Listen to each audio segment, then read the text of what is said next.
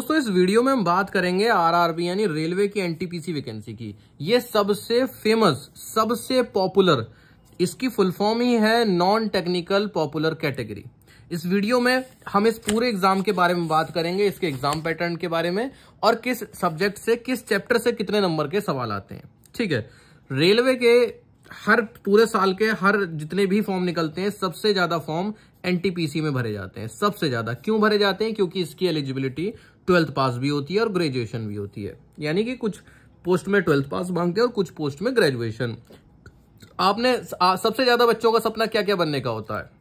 TT. सबसे ज्यादा लोगों का मन करता है टीटी बनने का। ठीक है, इसके अलावा क्लर्क वाली जॉब यानी ऑफिस जॉब, जिसमें कि कुछ आप अनाउंसमेंट कर रहे हो या फिर कोई कंप्यूटर पे काम कर रहे हो। इसके अलावा स्टेशन मास्टर, इसके अलावा ट्रेन मैनेजर, जो कि रेलवे की बहुत ज्यादा पेड वाली जॉब है जिसमें कि बहुत अच्छी सैलरी है। ये सारी जॉब इसी के अंडर में आती है। जरा देखिए, 12th पास के लिए यहाँ पर मेनली 4 जॉब पोस्ट हैं और ये घटती बढ़ती भी रहती हैं।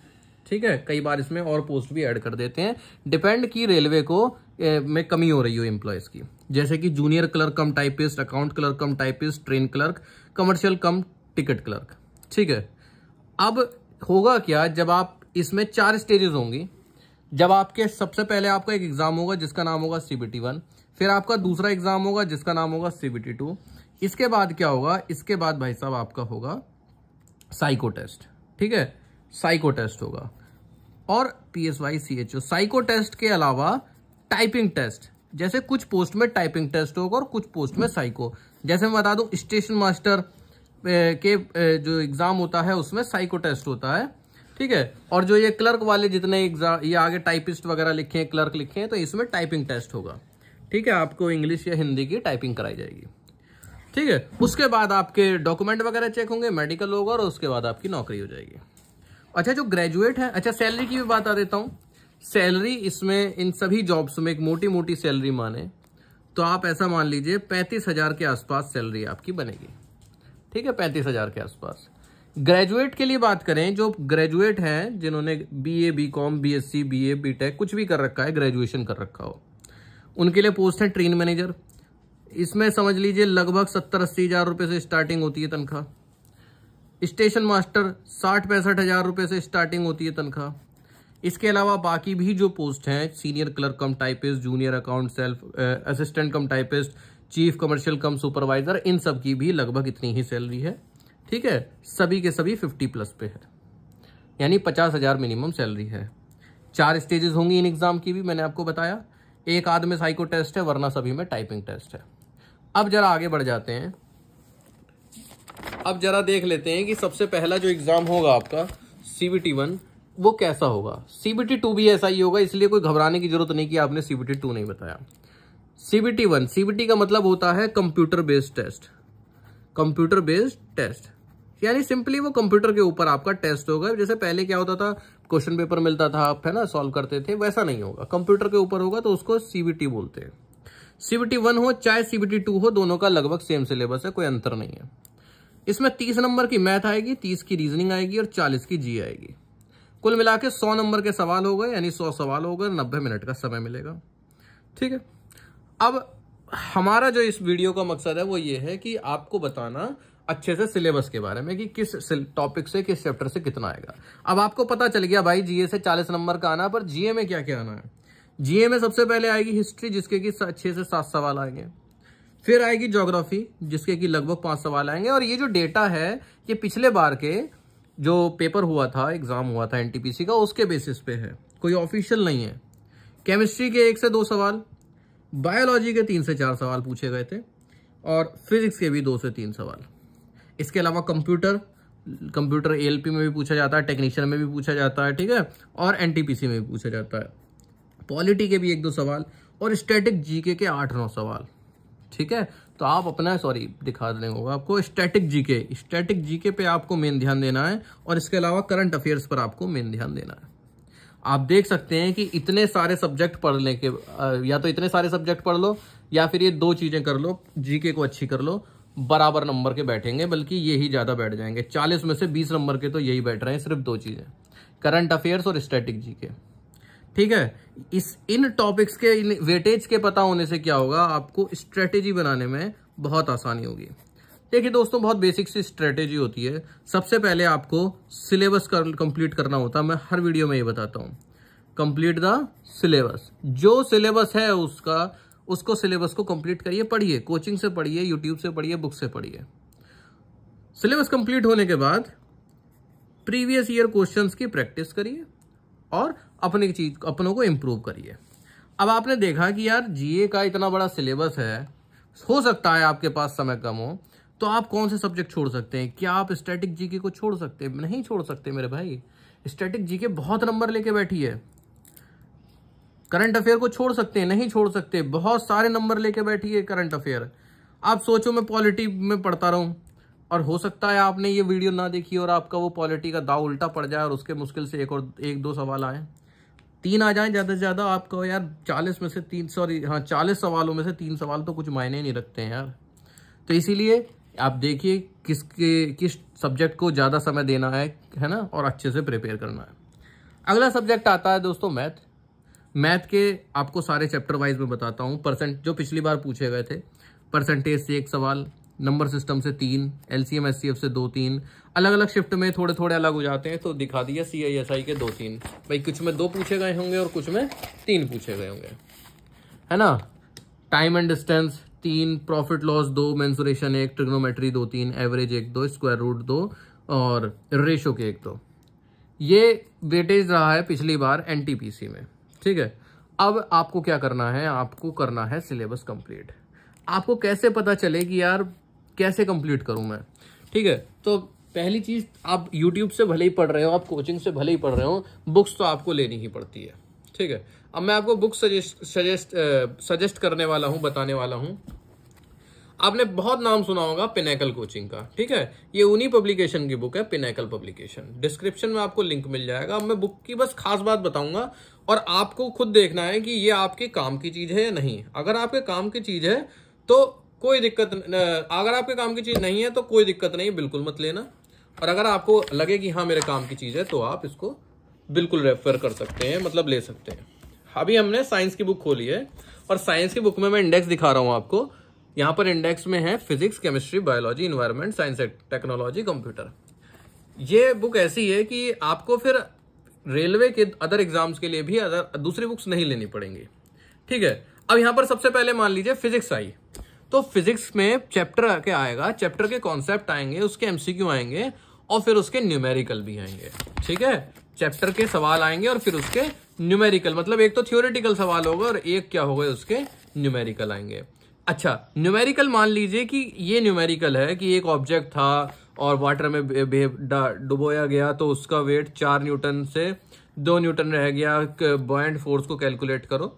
और इस तरह से आपको बता दिया कि ग्रुप डी में पूछा गया था और ये ऑप्शन है और सॉल्यूशन बता दिया। तो सिर्फ सॉल्यूशन नहीं, उसका यहाँ पर एक्सप्लेनेशन भी बताया जाएगा। तो जब भी किसी सवाल का एक्सप्लेनेशन बताया जाता है तो वो टॉपिक कंप्लीट हो जाता है।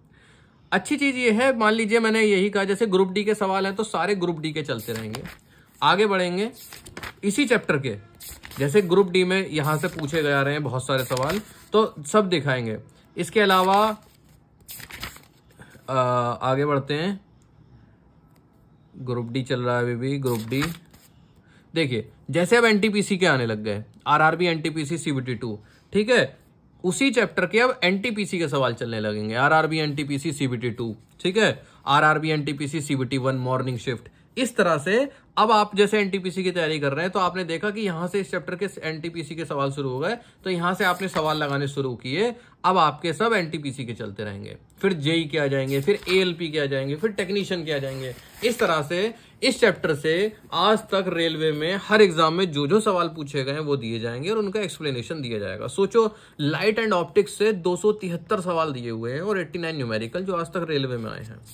इसी तरह से हर सब्जेक्ट का है। बायोलॉजी में न्यूमेरिकल होते नहीं है, इन्वायरमेंट हो गया, कंप्यूटर हो गया, साइंस एंड टेक्नोलॉजी हो गया, ठीक है। तो ये बुक मैंने दिखाई आपको साइंस की। अगर आपको लगे कि हाँ यार सही है तो आप ले लीजिए, वरना कोई बात नहीं है। इसी तरह से रीजनिंग की बुक है भैया, रीजनिंग में भी यही है। आपको कोई भी चैप्टर दिखाया जाएगा, मान लीजिए उन्होंने कहा आपको सिटिंग अरेंजमेंट, तो सबसे पहले उसका कॉन्सेप्ट समझाया जाएगा, ठीक है। उसके बाद उसमें 2-4 आपको एग्जाम्पल कराए जाएंगे। उसके बाद क्योंकि TCS company Tata consultancy service ही एग्जाम कराती है रेलवे के, तो वही ठेका लेती है, तो टीसीएस ने जो जो एग्जाम करा रखे थे, और टीसीएस की खास बात रहती है कि रिपीट क्वेश्चन होते हैं। अब इन्होंने टीसीएस ने देखो group D, NTPC, CBT 2, CBT 1, RRB, JE, ALP, CBT 2, constable, SI, इन सभी के जो जो सवाल आए हैं आज तक, किसी में 150 सवाल, किसी में 70 सवाल, वो सब सवाल दिए होंगे, और उनके क्वेश्चन के साथ साथ फिर उनका आंसर के साथ साथ एक्सप्लेनेशन भी दिया होगा, जिससे आपको समझने में आसानी रहे।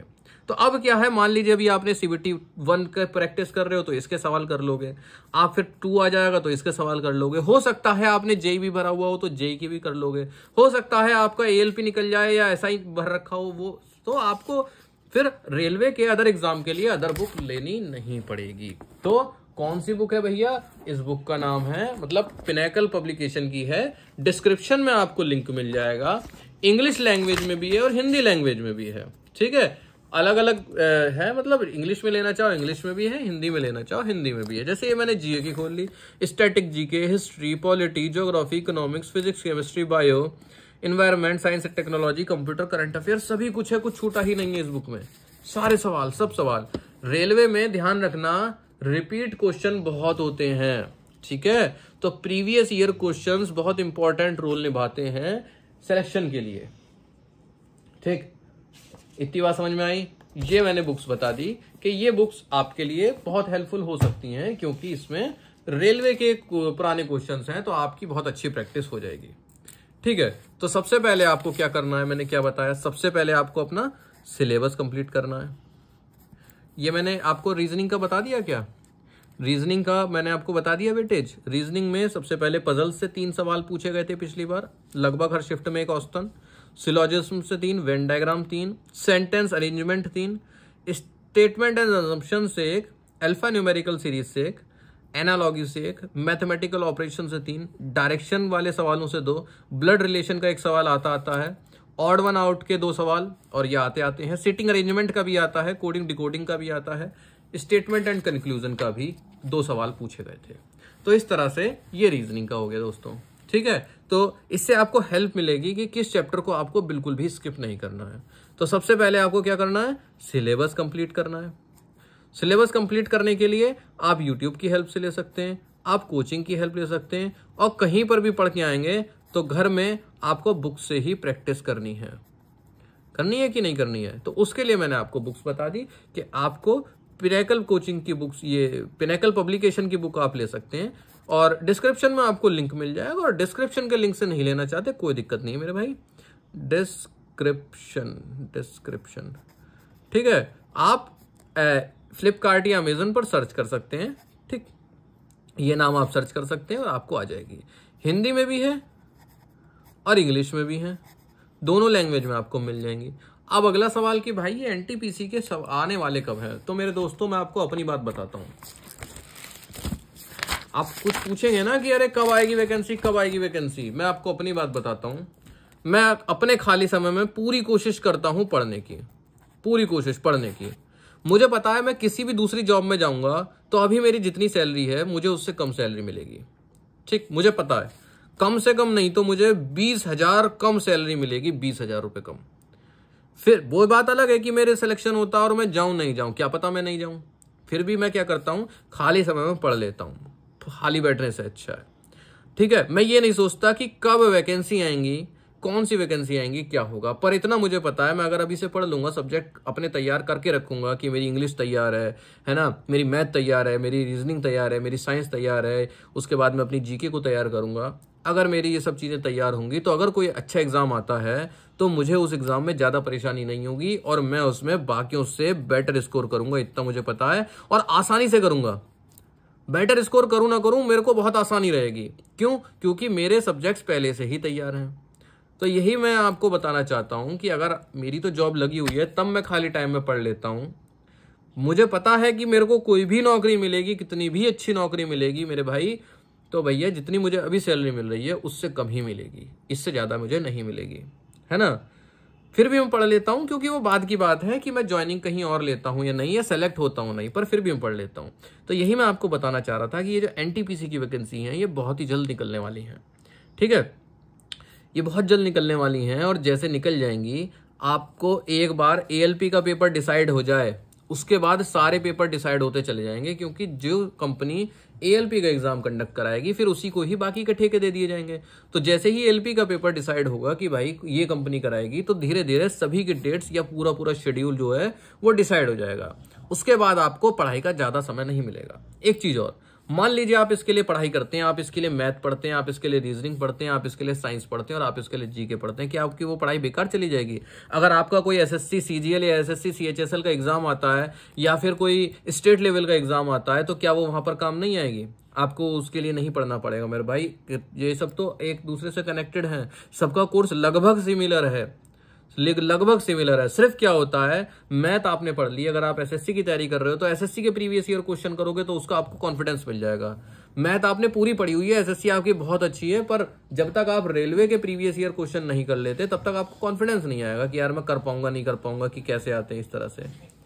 ठीक है, तो इसके लिए चाहिए होता है कि हम उस एग्जाम में आए हुए पिछले साल के क्वेश्चन पेपर करें, वरना तैयारी आपकी पूरी होनी चाहिए। मुझे उम्मीद है कि आप इनमें से कुछ ना कुछ आपको हेल्प मिलेगी, थोड़ा सा गाइडेंस मिलेगा कि एनटीपीसी का एग्जाम कैसा होता है, क्या क्या उसकी स्टेजेस होती हैं, है ना। और एक चीज और, इसका जो मेडिकल होता है, मेडिकल इसका ज्यादा कठिन नहीं होता है, मेडिकल इसका आसान होता है ना। इस एक भी पोस्ट इसमें ऐसी नहीं है जिसमें कि आपका बहुत टफ मेडिकल हो जैसे कि एएलपी में होता है। एएलपी के मुकाबले इसका मेडिकल बहुत आसान होता है, तो कोई घबराने वाली बात नहीं है। ठीक, तो जो भी आपके कंफ्यूजन हो, सवाल हो, आप कमेंट करके पूछ सकते हैं।